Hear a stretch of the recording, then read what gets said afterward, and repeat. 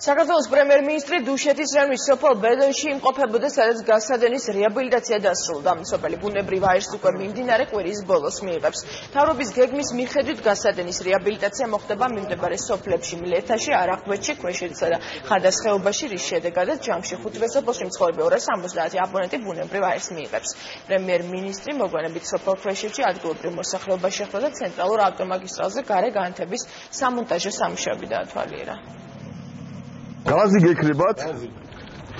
გეკრებათ დაზღვევა, გეკრებათ სოფელს მოეხმარებით, 1000 ლარიანი ვაუჩერს მოგცემთ.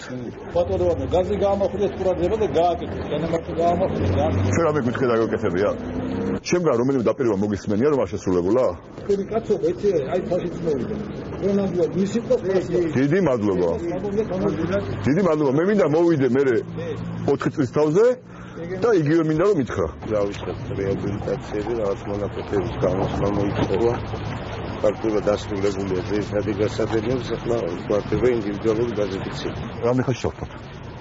არასდროს შეიფება? ეს ძალიან პატარა სამუშაოები დარჩა, გამოცდის სამუშაოები კიდევ ერთხელ გამოცდით და არასდროს ეს მაქსიმუმი ვადა არის. ძალიან კაი. ყველა სოფელში მივიყვანოთ გაზი. ყველა სოფელში მოგეხსენებათ კაცრი ზამთარიების და ზემომლეთა ქვემლეთა ყველა ყველგან მუშაობს ბრიგადები, უკვე ინდივიდუალურ გაზიფიცირებაზე მუშაობს. ქსელი დამთავრებული არის, იყო სარეაბილიტაციო სამუშაოები. როგორც სამხედრო სამუშაოები დაიჭრა ლაგალაგლა. გამარჯობა, როგორ ახართ ზიაკაც? იყავს იქ მოწონდოს. აქედან ეს მოგეს.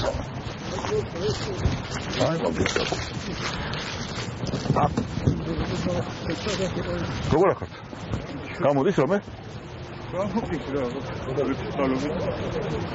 ძალიან მკაცრი ზამთარი იცის აქ მოგეხსენებათ და ძალიან დიდი შეღავათია აქაურებისთვის გაზის გამოყვანა სოფელში. ყველა კმაყოფილია, თითოეულ მოსახლემდე მივიდა ეს ყველაფერი და ძალიან დიდი მადლობა ყველას, ვინც ამაში იღებს მონაწილეობას.